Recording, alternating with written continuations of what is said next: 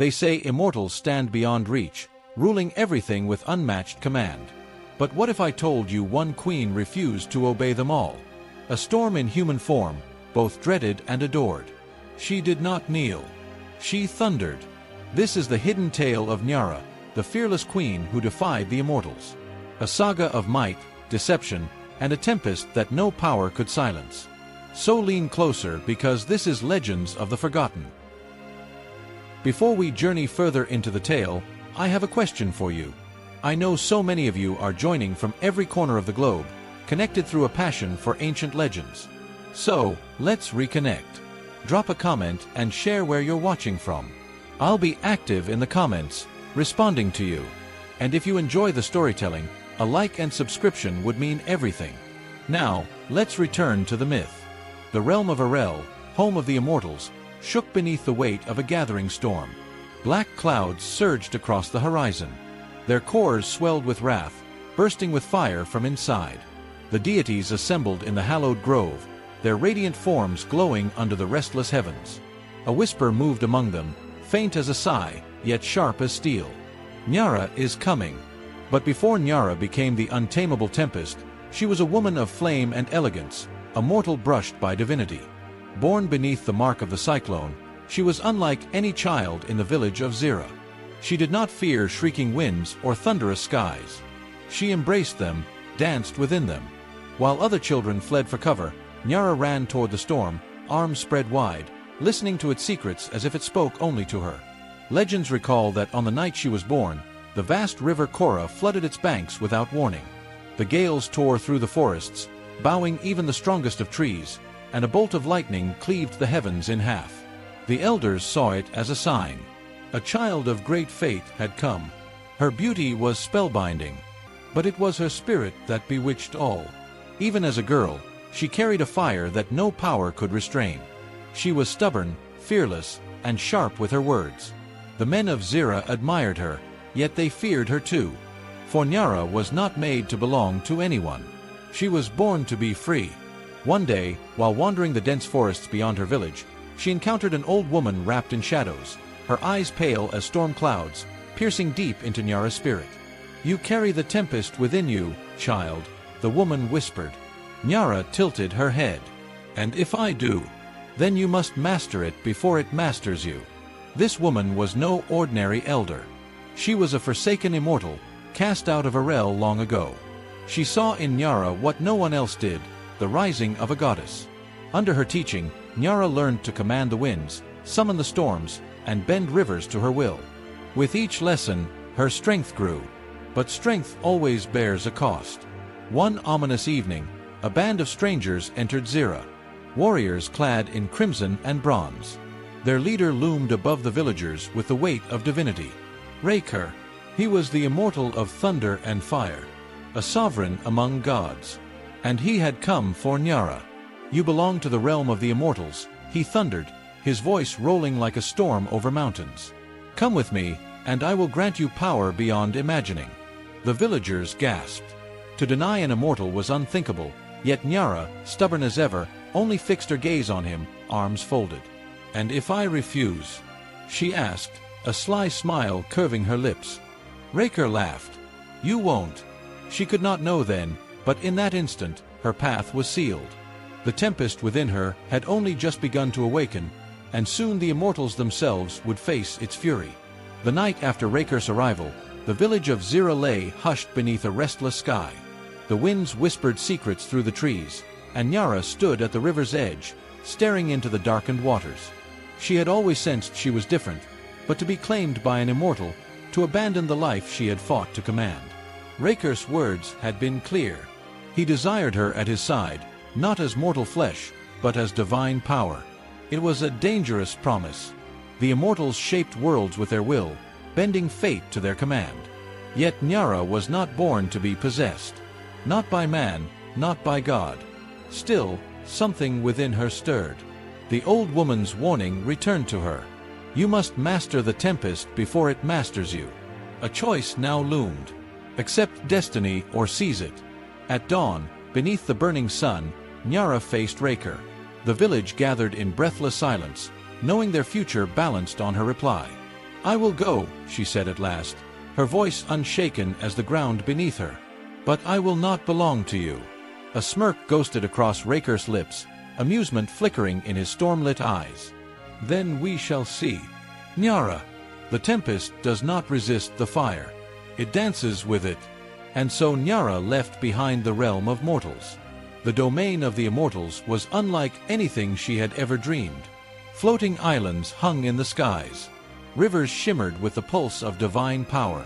A sky that was neither day nor night, but something caught between both. Here the gods reigned, weaving mortal destinies with whispers and wars.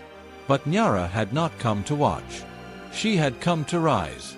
Under Raker's guidance, she sharpened her gifts. She was unlike the other immortals, who had been born of the divine. She had risen from mortal flesh, and that gave her strength, a fierce unpredictability. She learned to summon gales with a flick of her hand, to conjure hurricanes with sheer will. She moved with the storm, shaped it, became its heart.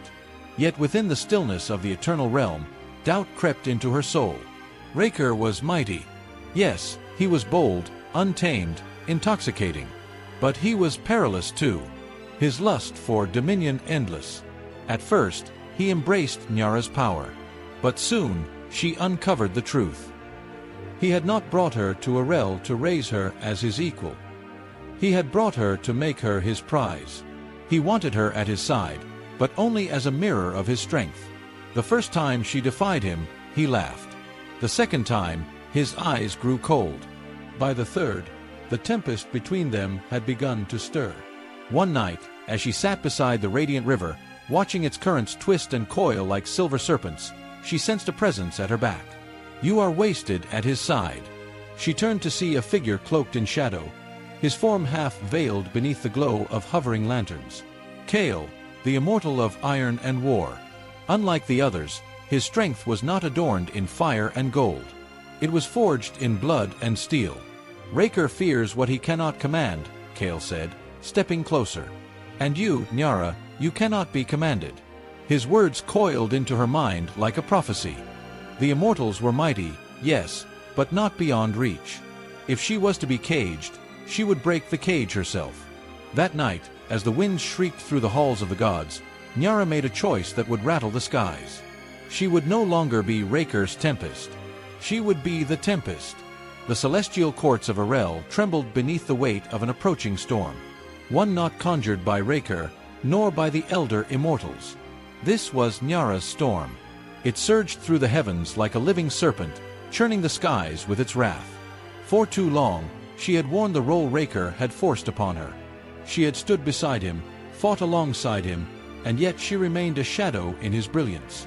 But the truth had become undeniable. Raker did not share power. He devoured it, and she refused to be consumed. One evening, as the immortals gathered for a grand feast in the Hall of Eternity, Raker sat upon his bronze and fire throne, his presence filling every corner of the hall. Nyara, draped in robes of crimson and midnight, stood at his side. Her eyes, dark as the brewing tempest, shimmered with danger and resolve. She had made her choice. Kale had been right. Raker feared what he could not command. And it was time he discovered that even the most powerful immortals could fall.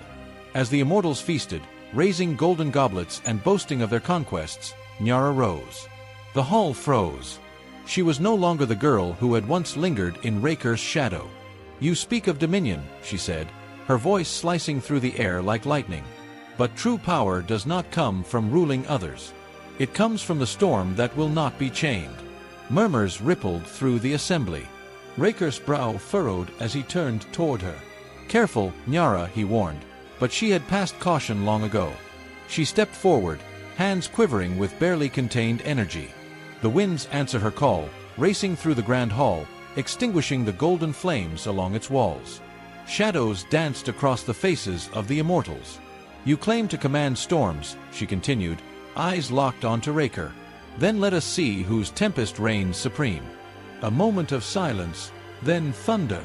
Raker rose from his throne, his face unreadable, yet the air around him crackled with fury. The immortals watched in stunned anticipation. Never before had anyone dared defy the sovereign of storms himself. "Do you think you can withstand me, Nyara?" His voice rumbled like distant lightning, the prelude to chaos. Nyara did not flinch. "I do not think. I know." The heavens themselves bore witness as the clash began. Raker's lightning split the skies, but Nyara's winds devoured it whole. His fire blazed fiercely, yet her tempest consumed it in a relentless torrent of rain and thunder. The immortals watched in awe, for never had a mortal born risen to challenge Raker with such ferocity, and never had he struggled so. For every strike he hurled, she countered with a gale strong enough to twist the very heavens. Each time he sought to dominate her, she slipped through his grasp, wild and untamable like the storm itself. Finally, with a final earth-shattering gust, she hurled a wind that sent Raker crashing into the celestial mountains. Silence fell. The other immortals stared, their disbelief heavy as storm clouds above. Raker, the mighty master of thunder, had been defeated. Nyara did not linger for their judgment. She turned from the grand hall, robes billowing like a living tempest, and walked away. She had no need for a throne. She had become something greater. She had become the storm itself. The celestial winds howled as Nyara stepped away from the shattered remnants of Raker's pride. The immortals stood frozen, faces etched with disbelief. No mortal-born had ever dared defy the master of storms and survived to tell the tale.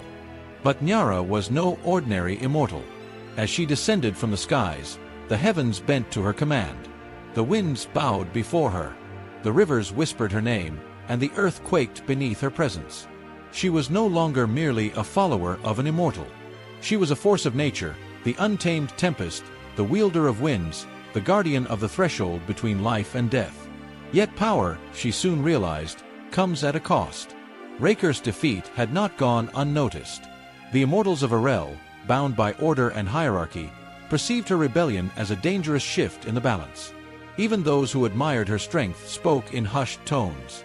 Nyara had achieved the impossible, and the immortals feared what she might do next. It was Orim, the supreme creator, who summoned her. She stood before the divine presence, unbowed, her storm-filled eyes meeting the infinite wisdom of the All-Father. "You have disrupted the order of things," Orim intoned, his voice as vast as the cosmos. "I have claimed my destiny," she replied. The Supreme One studied her for a long, silent moment. "Yet the other immortals conspire against you. They fear the storm you have become." Nyara knew the truth. Raker would not accept his defeat quietly. He would rally the immortals against her, branding her a rebel, a threat. Immortals do not pardon those who oppose their authority. "Let them attempt it," she said, voice unwavering. "A tempest does not seek approval before unleashing its power." Orim inclined slowly, eyes inscrutable. "You must be prepared." As she had feared, Raker's retaliation arrived rapidly and without mercy. Bolts of lightning tore through the sky as the storm deity commanded his forces against Nyara. The skies transformed into a colossal arena. Gusts collided with fire, shaking the very pillars of the celestial realm. Yet Nyara was no longer a mortal entangled in divine schemes. She had ascended to goddesshood, and the elements obeyed her.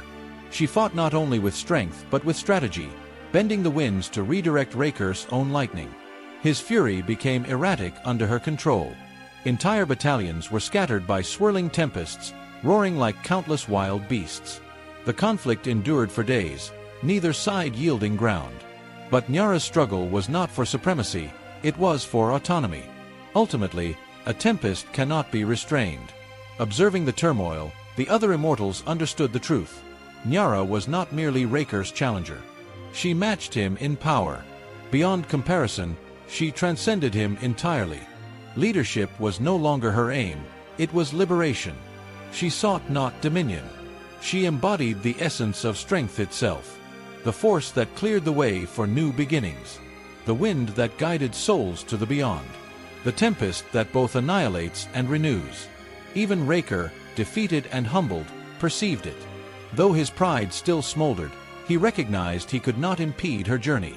With one final surge, Nyara unleashed a vortex across the heavens, withdrawing from the fray. She did not claim any throne. She needed none. She had forged her own destiny. The immortals, humbled and astonished, acknowledged the truth. Nyara was no mere deity. She had become the storm in living form. Over time, Mortals revered her not as Raker's consort, but as a sovereign in her own right. She became the mistress of winds and tempests, guardian of wandering spirits, the sentinel at the threshold of life and death. To this day, when gusts rise and storms scream, her name is spoken in whispers. Nyara was never meant to be possessed. She was destined to surge, to roar, to reign. Her untold saga is not one of submission, but of rebellion, a chronicle of might, betrayal, and a tempest that could not be constrained.